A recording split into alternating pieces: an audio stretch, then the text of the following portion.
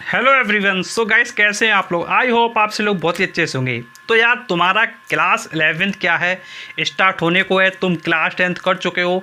अब कहीं ना कहीं क्वेश्चन आता है कि भाई मुझे डॉक्टर बनना है, मुझे डॉक्टर के फील्ड में जाना है, तो भाई क्या करना पड़ेगा, कैसे क्या होगा, डॉक्टर मैं कैसे बनूंगा, क्या इसकी क्वालिफिकेशन है, क्या इसका एलिजिबिलिटी क्राइटेरिया है, कैसे पूरा प्रिपरेशन होगा, कोचिंग कहाँ करना है। काफ़ी ज़्यादा क्वेश्चन है जो आपके 1 बाय 1 आते रहते हैं कमेंट बॉक्स में। तो चलिए वीडियो स्टार्ट करते हैं और सारे पॉइंट्स को कवर करते हैं। तो यार, जैसा तुमको पता है कि तुम क्लास 10th कर चुके हो और क्लास 10th करने के बाद अब तुम्हारा टारगेट है डॉक्टर बनने का। तुम बनना चाहते हो डॉक्टर। तो बात आती है सबसे पहले कि भाई कौन सा एग्ज़ाम देंगे, कौन सा एग्ज़ाम देंगे कि भाई हम डॉक्टर बनेंगे। तो यार, तुमको अपना एग्ज़ाम देना पड़ेगा नीट का। तुमको देना पड़ेगा नीट का एग्ज़ाम, और नीट का एग्ज़ाम देने के बाद तुम बन सकते हो डॉक्टर। अब यहाँ पर बात आती है कि भाई क्या 10th के बाद ही मुझको एग्ज़ाम देने को मिल जाएगा? तो भाई सिर्फ 10th करने के बाद तुमको एग्ज़ाम देने को बिल्कुल भी नहीं मिलेगा।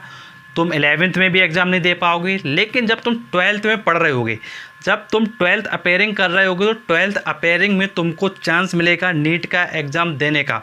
तो तुम 12th अपेयरिंग में क्या है, नीट का एग्ज़ाम दे सकते हो एंड आफ्टर 12th भी दे सकते हो। तो देखो, जब तुम नीट अपना 12th का एग्ज़ाम दे रहे होगे, बोर्ड एग्ज़ाम, तो उसके बाद आपको मौका मिल जाता है आपको नीट का एग्ज़ाम देने का। तो भाई 12th अपेयरिंग में एक मौका मिल जाएगा एंड आफ्टर 12th भी आप आगे क्या है दे सकते हो। अब यहाँ पर बात आती है कि भाई इसके लिए क्या कोई अपर एज लिमिट है?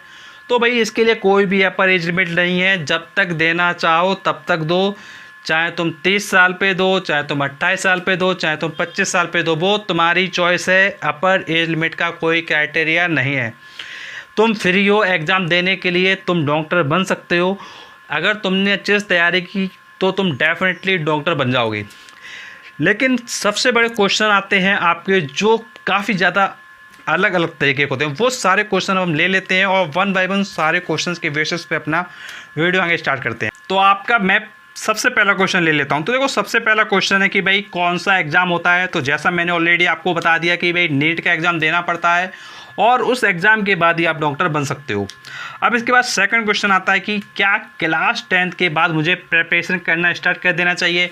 तो यार, बिल्कुल तुमको क्लास 10th के बाद अच्छे से लग जाना चाहिए, पढ़ना स्टार्ट कर देना चाहिए। क्लास 10th के बाद तुम्हारे पास बहुत अच्छा मौका है कि तुम क्लास 11 से प्रिपरेशन स्टार्ट कर दो। क्लास 11th में करो, क्लास 12th में करो। 12th जैसे ही तुम्हारा होता है तो 12th के बाद आपका मई में आपका एग्ज़ाम होता है, तो मई में आप नीट का एग्ज़ाम दो। एंड अगर आपका हो जाता है तो भाई आप अपना क्या है MBBS स्टार्ट कर दो और अच्छे से डॉक्टर बन जाओ।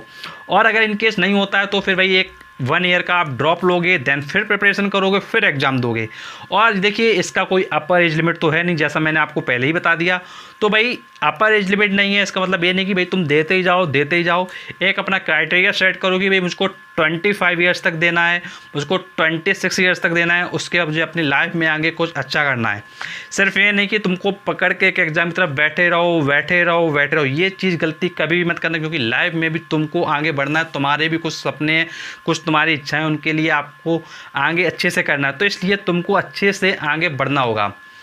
तो ये मैंने आपको बताया। नेक्स्ट अब ले लेते हैं अगला क्वेश्चन, वो है आपका क्या कोचिंग करनी चाहिए? तो बिल्कुल यार, तुमको कोचिंग करनी चाहिए। कोचिंग बहुत इंपॉर्टेंट है। कोचिंग आपको एक अच्छा एटमॉस्फेयर प्रोवाइड करता है। कोचिंग में आपको कंपटीशन का माहौल समझ में आता है। कोचिंग में आपके टेस्ट होते हैं, देन तुमको पता चलता है कि भाई तुम्हारी क्या परफॉर्मेंस है।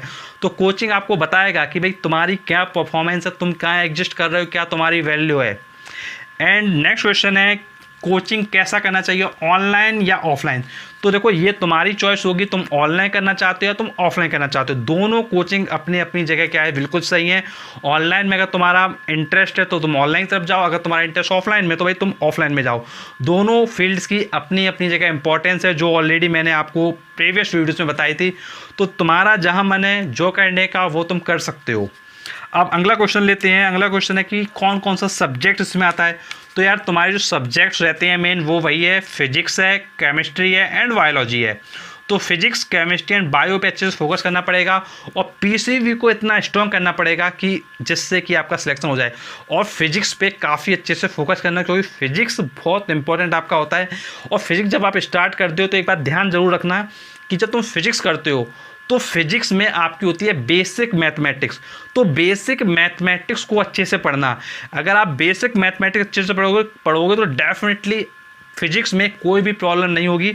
अदरवाइज फिजिक्स में जो इंटीग्रेशन होता है, जो डिफ्रेंसिएशन होता है, वो तुमको बहुत परेशान कर देगा, बहुत तुमको टेंशन में डाल देगा। इसलिए फिजिक्स पढ़ने से पहले अपना बेसिक मैथमेटिक्स का जो पोर्शन होता है, जो फिजिक्स की बुक में स्टार्टिंग में दिया रहता है, उसको पढ़ लेना है। टीचर पढ़ाए या ना पढ़ाए, लेकिन तुमको जरूर पढ़ लेना, जिससे कि तुम्हारे सारे कॉन्सेप्ट क्लियर हो जाएं। तो ये तो बात हो गई कि भाई फिजिक्स में क्या करना है। और देखो एक चीज़ ये भी ध्यान रखना है कि जो बच्चा फिजिक्स पढ़ता है लेकिन वो आईआईटी की प्रिपरेशन जो करता है, या जो बच्चा मैथ लिए होता है 12th में, उसकी फिजिक्स अच्छी इसलिए हो जाती है बिकॉज उसके पास मैथ्स होता है, उसकी कमांड हो जाती है। लेकिन तुम कभी बेसिक मैथमेटिक्स पे ध्यान नहीं देते हो, जो तुम्हारे बुक के स्टार्टिंग में दी गई होती है, तो उस पर ध्यान दोगे तो डेफिनेटली फिजिक्स भी तुम्हारा बहुत अच्छा हो जाएगा। अब इसके बाद अगला क्वेश्चन ले लेते हैं। अगला क्वेश्चन है कि इसके लिए क्वालिफिकेशन क्या है। तो भाई जैसा मैंने तुमको बताया कि भाई 12th अपेयरिंग से तुम पेपर देना स्टार्ट कर सकते हो। जैसे ही तुम 12th अपेयरिंग में आते हो तो 12th अपेयरिंग में तुमको एक मौका मिलेगा एग्ज़ाम देने का, और एग्ज़ाम दे सकते हो। अब अगला क्वेश्चन है कि भाई इसके लिए क्या कोई अपर एज लिमिट है। तो भाई कोई भी अपर एज लिमिट नहीं है, जब तक चाहो तब तक एग्ज़ाम दो, कोई दिक्कत की बात नहीं है। अब लास्ट क्वेश्चन है कि भाई इसकी जो प्रिपरेशन है उसको कैसे स्टार्ट करना चाहिए। तो देखो सबसे पहले तुमको देखो क्या करना चाहिए, तुमको सबसे पहले अपने बोर्ड एग्जाम पे फोकस करना चाहिए, जो तुम्हारा क्लास 11th का है, क्लास 12th का है।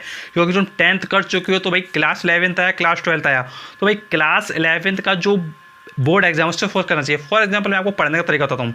जैसे सपोज करिए आपने उठाया कोई भी एक chapter, for example uniform circular motion तुमने उठाया, आपने टॉपिक उठाया यूनिफॉर्म सर्कुलर मोशन। देन आपको क्या करना है, क्लास 11th की बुक से पढ़ना अच्छे से, क्लास 11th की बुक से अच्छे से पढ़ लेना है, पूरा अच्छे से समझ लेना, सब कुछ कर लेना है। उसके न्यूमेरिकल प्रॉब्लम कर लेना है क्लास 11th की बुक से। आफ्टर डेट तुमको आना है अपने नीट की बुक पर, उससे यूनिफॉर्म सर्कुलर मोशन निकालना है और उसके क्वेश्चन स्टार्ट करना है। उसमें क्या न्यू कॉन्सेप्ट आ रहे हैं या क्या नया सीखने को मिल रहा है, वो सब कुछ अपने पास नोट्स के फॉर्म में क्या है सेव करके रख लेना है। सेम काम आपको क्लास 12th में करना है। जैसे सपोज करो तुमने कोई भी एक चैप्टर उठाया, जैसे फोटोइलेक्ट्रिक इफेक्ट उठाया, तो भाई फोटोइलेक्ट्रिक इफेक्ट को अपनी बुक से किया पहले तुमने बोर्ड एग्जाम की बुक से करने के बाद तुमको फिर से नीट की बुक से करना है। जो अलग क्वेश्चन आते हैं उनको फोकस करना है, जो अलग कॉन्सेप्ट आते हैं उन पर फोकस करना है।